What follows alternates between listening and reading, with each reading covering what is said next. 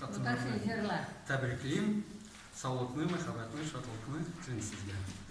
Қазір мен сізге жырлым, татар жыр, язмыш. Здравствуйте, дорогие друзья! Поздравляю всех женщин с праздником, первым праздником весны, 8 марта. Сейчас я вам спою песню на татарском языке, которая называется «Судьба».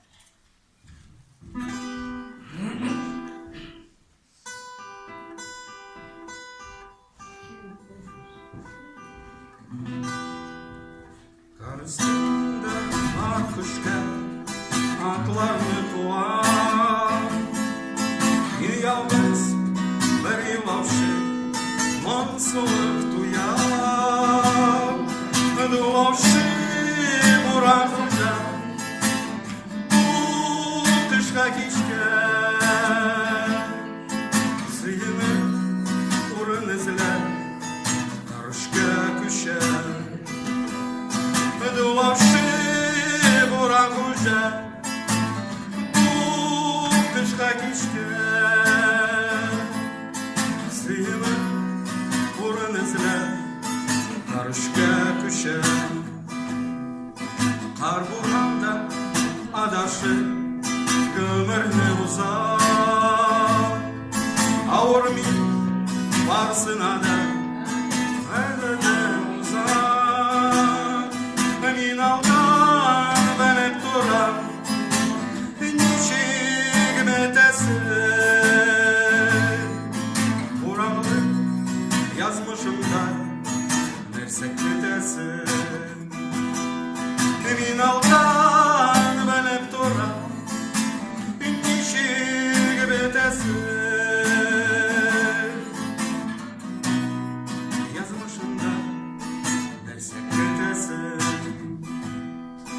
Jibere atlarımı taşlım kamçını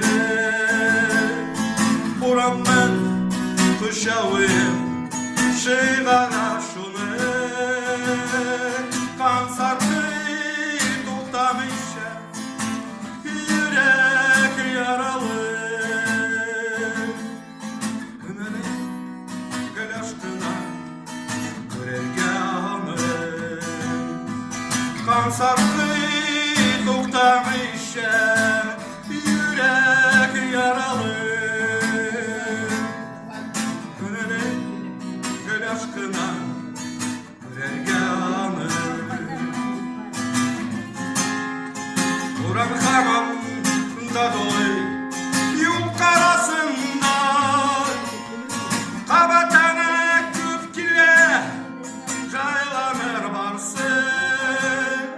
Gördüğün kadar minnet aşı yazmışım. Bilem bak üzümümde gayb yalmışım. Gördüğün kadar minnet aşı yazmışım.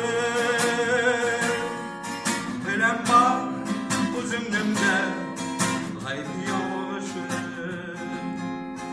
Погоняю лошадей по снегу белому и жалею лишь о том, что не сделано. Лихо кружится метель зимние вечера, снег ложится на ладонь, когда горячева. Лихо кружится метель зимние вечера, снег ложится на ладонь,